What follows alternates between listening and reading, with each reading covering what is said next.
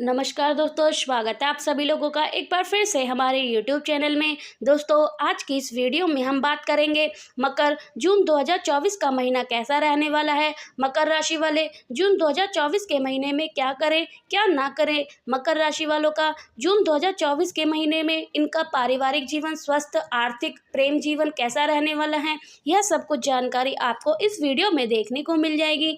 Video को पूरा जरूर देखें। दोस्तों, अगर आपने हमारी वीडियो को अभी तक लाइक नहीं किया है तो वीडियो को लाइक करिएगा, दोस्तों को शेयर जरूर करिएगा, कमेंट बॉक्स में जय माता लक्ष्मी जरूर लिखिएगा। जून 2024 सामान्य यह महीना मकर राशि में जन्म लेने वाले जातकों के लिए बहुत सारी खुशखबरी लेकर आ सकता है। आपको कोई बड़ी जायदाद प्राप्त हो सकती है या कोई बड़ी संपत्ति खरीदने में आपको कामयाबी मिल सकती है। बहुत लंबे समय तक आपके अपने घर की बनने की इच्छा मन में दबी हुई थी, इस महीने पूरी हो सकती है और आपकी खुशियों को पंख लगेंगे। आपकी आमदनी में अच्छी बढ़ोतरी होने की संभावना है, लेकिन पैर जमीन पर रखें और अपनी आमदनी को सही तरीके से समायोजित करने की कोशिश करें। उससे व्यर्थ गंवाने से बचें, क्योंकि आने वाले समय में भी आपको उसकी ज़रूरत पड़ सकती है। कैरियर के मामले में यह महीना अनुकूल रहेगा, लेकिन नौकरी में बदलाव आ सकता है। जबकि व्यापार करने वाले जातकों के लिए यह महीना अच्छी सफलता प्रदान करने वाला रहेगा। प्रेम संबंधों में प्रसन्नता आएगी, आप अपने प्रियतम के निकट आएंगे। रिश्ते में रोमानियत तो बढ़ेगी, लेकिन आप एक से ज़्यादा साथी के प्रति आकर्षित हो सकते हैं, जो आपके प्रेम संबंध के लिए नुकसानदायक साबित हो सकता है। इसलिए सावधान रहें और अपनी गति को धीमा रखें। वैवाहिक जातकों के लिए यह महीना अनुकूल रह सकता है और अपने जीवन साथी का पूरा सहयोग और प्रेम प्राप्त हो सकेगा। विद्यार्थी को बहुत सारी चुनौती का सामना करना पड़ सकता है, इसके बावजूद भी उनकी पढ़ाई अच्छी रहेगी और उन्हें सफलता मिलेगी। भाई बहन को कोई मानसिक तनाव परेशान कर सकता है, ऐसे में उसकी मदद करें और अच्छे भाई बहन होने का फर्ज निभाएं। स्वास्थ्य को लेकर थोड़ी सावधानी रखनी अपेक्षित होगी। तो आगे बढ़ने से पहले हम आपसे रिक्वेस्ट करते हैं कि अगर आपने हमारे चैनल को अभी तक सब्सक्राइब नहीं किया है तो चैनल पर जाकर सब्सक्राइब करिएगा, बेल आइकन को जरूर दबाइएगा, ताकि हम आपको अनोखी और नई जानकारी बता सकें। वैवाहिक, यदि आप किसी प्रेम संबंध में हैं तो यह महीना आपके लिए खुशियों के साथ कुछ समस्या भी लेकर आएगा, क्योंकि हर खुशी की कोई कीमत चुकानी पड़ती है।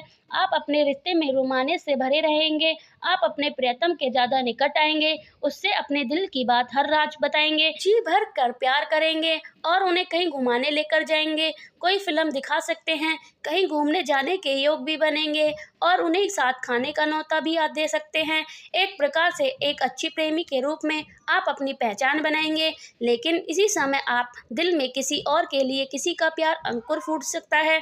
इस स्थिति से आपको बचना होगा, नहीं तो दो नाव में सवार होने के कारण आपके डूबने का खतरा बना रहेगा और आपका प्रेम जीवन खतरनाक रास्ते पर बढ़ सकता है। महीने का उत्तर आपके प्रेम जीवन के लिए अनुकूल रहेगा। जब केवल बृहस्पति पंच भाव में विराजमान रहेंगे, तब आपको प्रियतम को समझाने और उन्हें खुद को समझाने में सहायता मिलेगी। इस राशि के जो जातक वैवाहिक जीवन व्यतीत कर रहे हैं, उनके लिए यह महीना अच्छा है।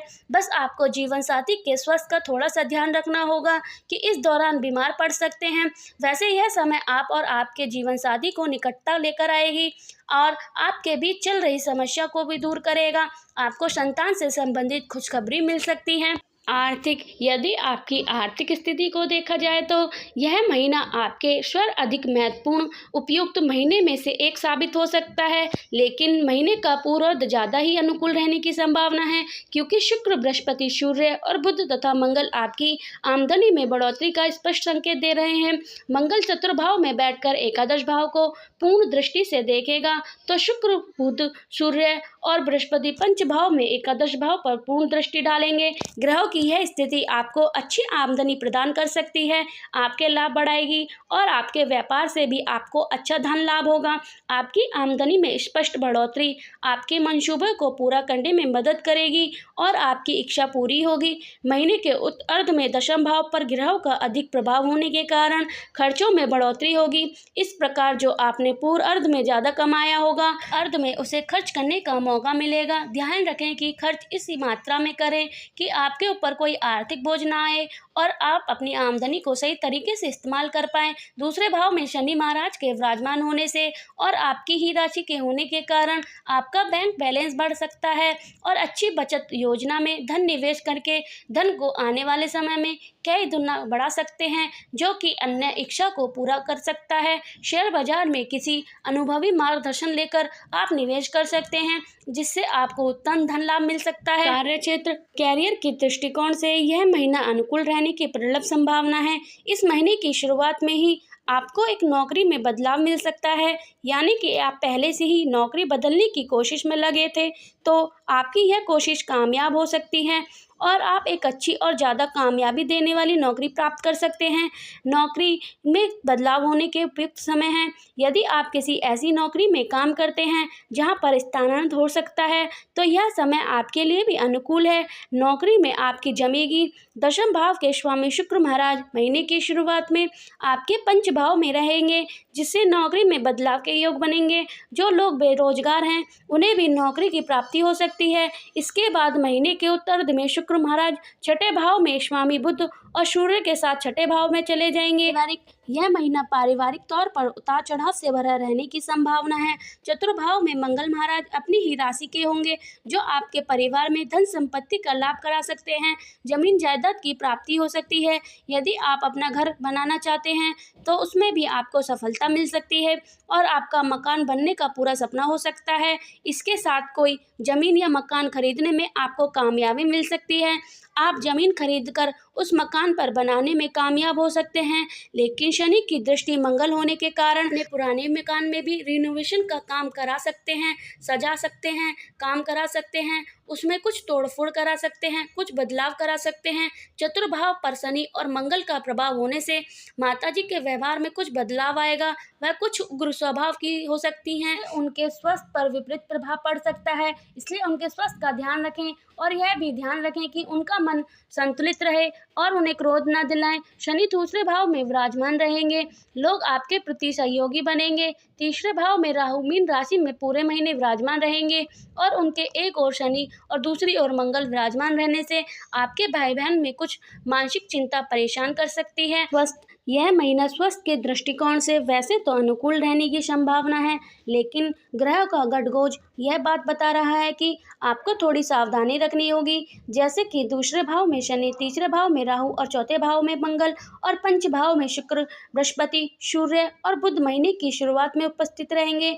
शनि का प्रभाव चतुर्भाव में भी होगा, जिससे चतुर्भाव व पंच भाव विशेष रूप से ग्रहों से प्रभावित होंगे। इसलिए आपको अपनी स्वास्थ्य समस्या के प्रति जागरूक रहना होगा।